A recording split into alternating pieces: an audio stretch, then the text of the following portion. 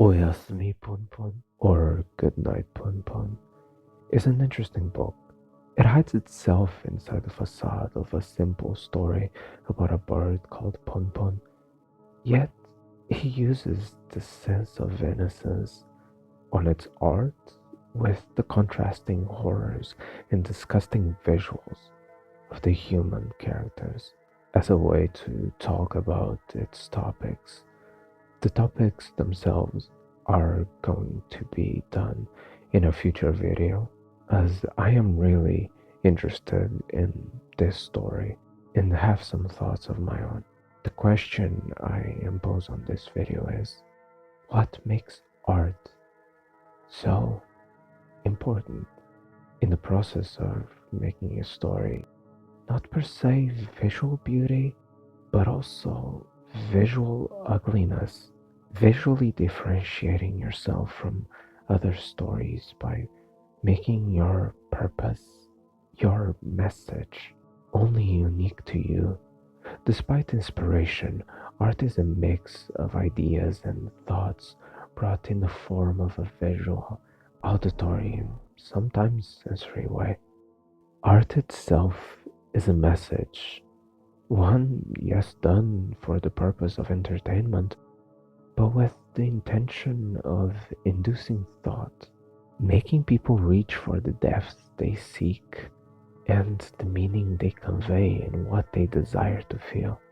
In 𝗤𝘆ᴅ 𝗀𝗀, that is very apparent, as the character is done in such a way that no matter what they do, they see themselves the way they want the viewer to see them.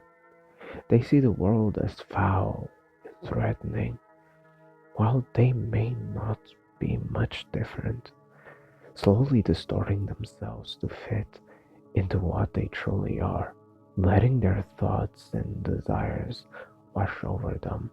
They morph into other forms, ones that correspond with their mental state, ones that seek to ask, what truly are you? Why hide yourself in innocence, seeking comfort in the knowledge of what you aren't, hiding from the reality of your actions, seeking forgiveness while never bettering yourself and realizing the wrongs you've done. Am I what I think I am? Or am I just another part of the world around me? Actually, talking about 𝗢𝘆𝘀𝑒,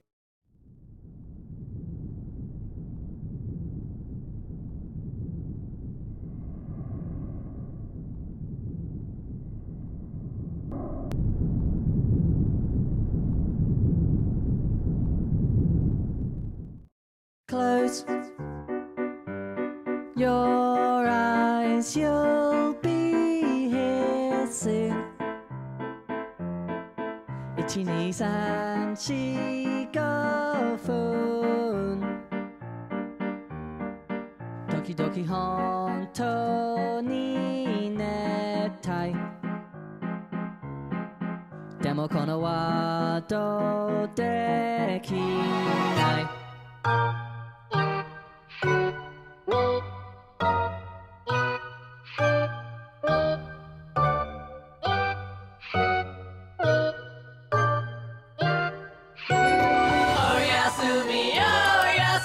Close your eyes and you'll leave this dream.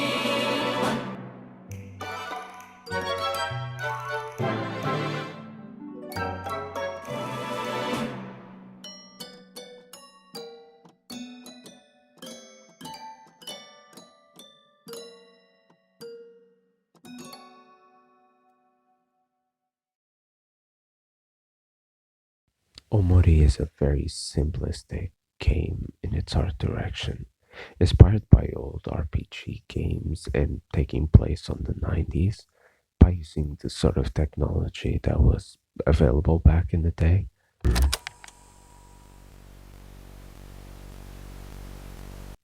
It really seems like nothing special to some, but that's until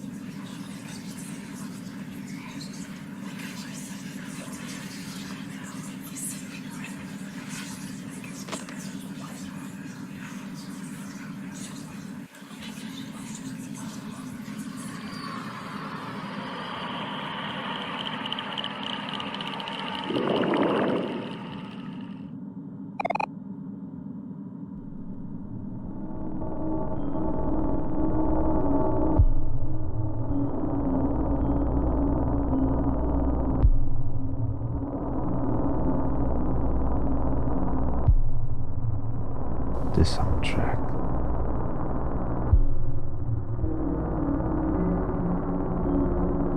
The soundtrack drags you back in and makes this world feel so much more alive. And it makes all the things that happen in it feel much more impactful.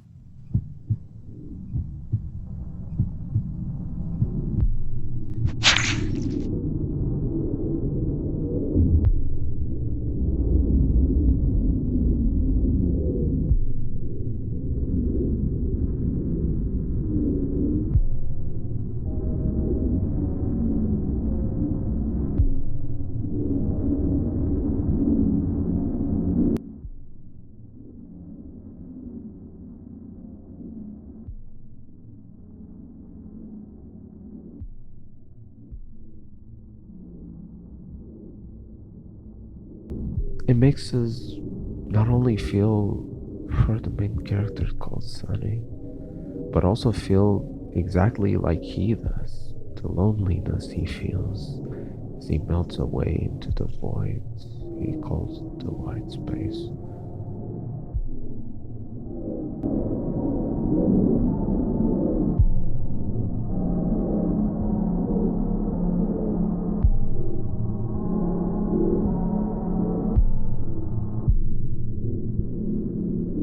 The depression he he feels in the darkness he goes through, remembering something that slowly but surely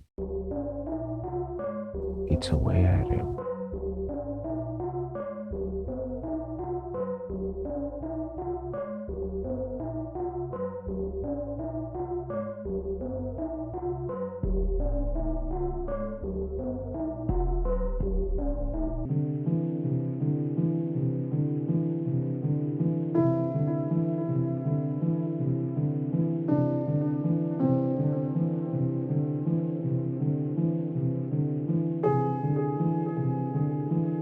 And this really elevates what he truly feels.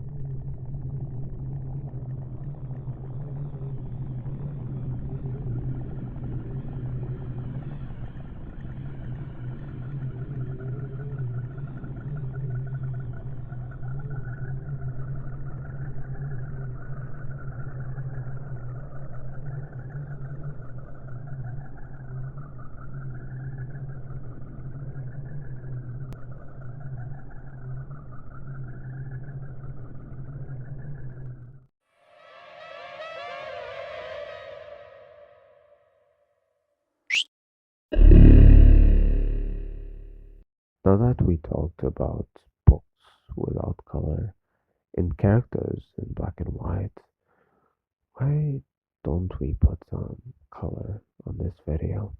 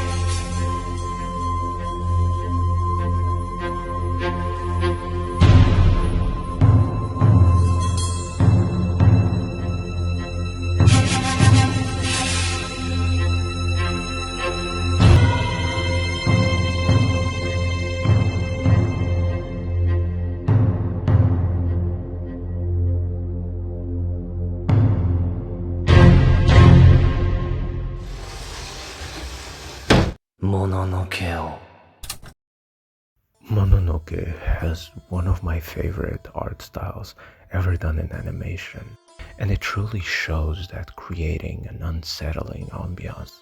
It's not just about using dark tones, but it can also be done by deceiving you into this false sense of security.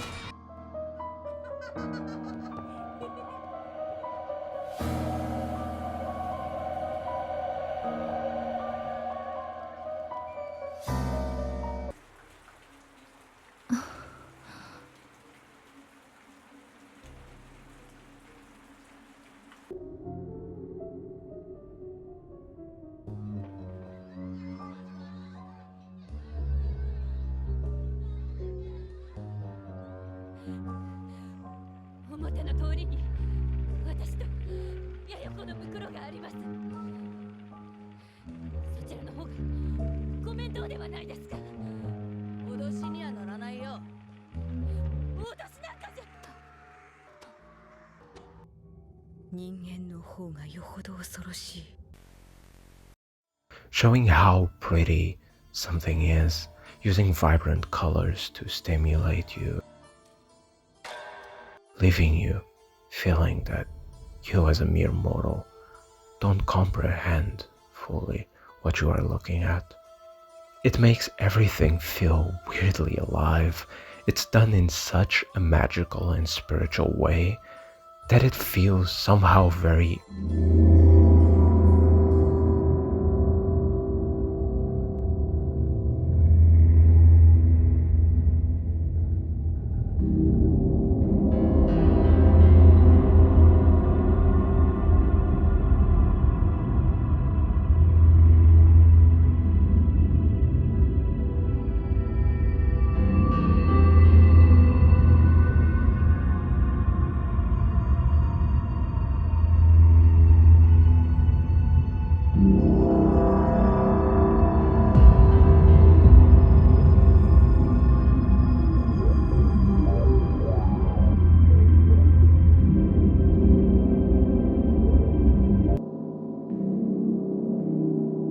otherworldly.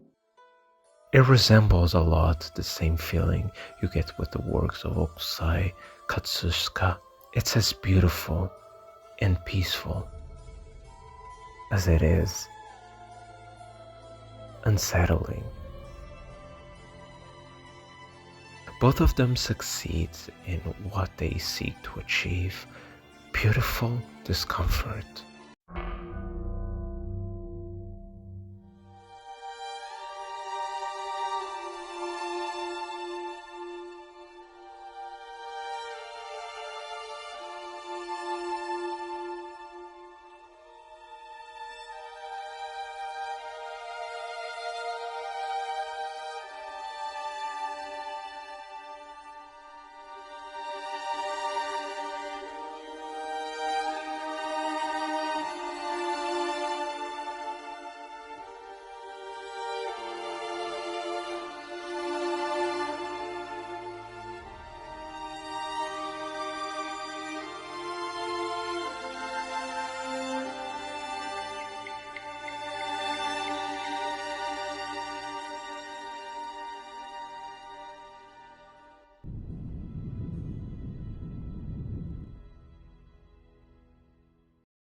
Art can be consumed in many different forms, yet no message is exclusive to one single media form.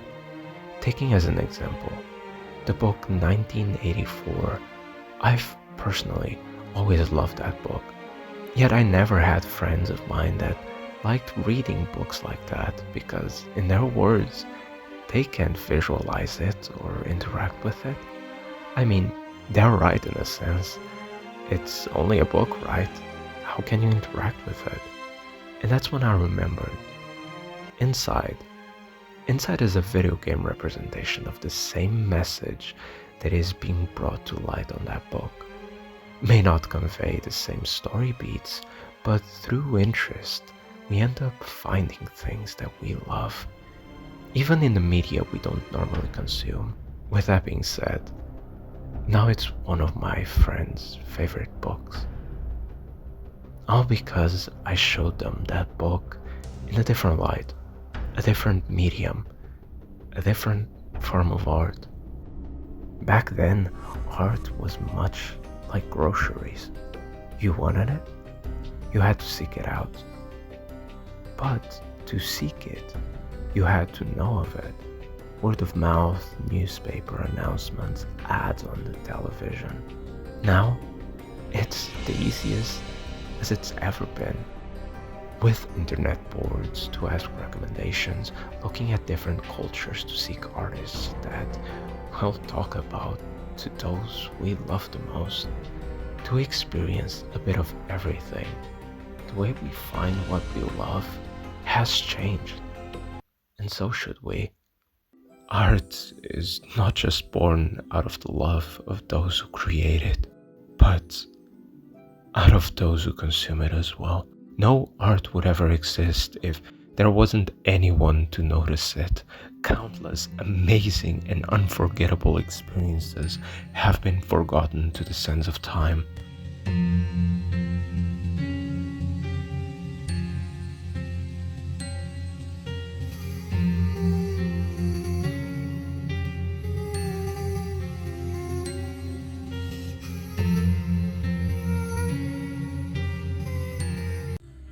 Just like many amazing people before us, and just like many, many amazing people after us will as well. Everything has a clock, yet the best we can do is to not take anything for granted.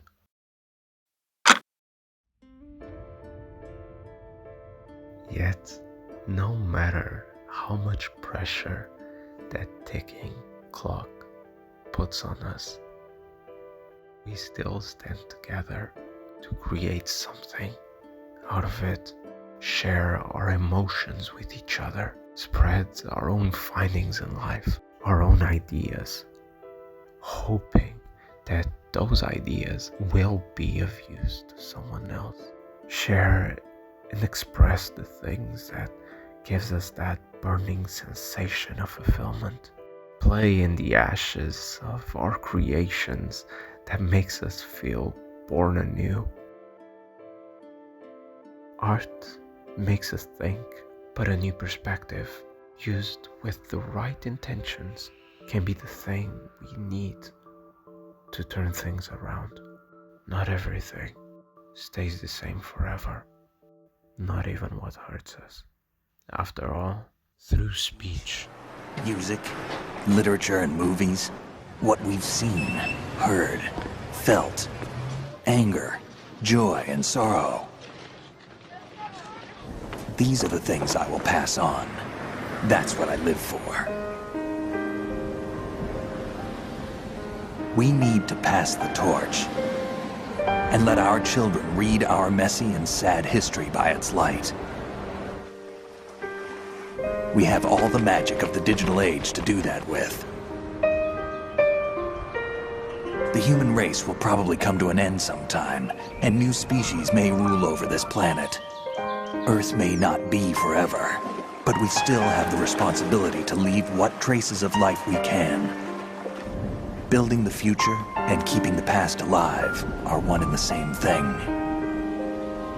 make every experience, everything you've ever felt, shine through. No matter what that is, everyone has the possibility of creating, and you do too. From me to you, with love. Midnight Valentine.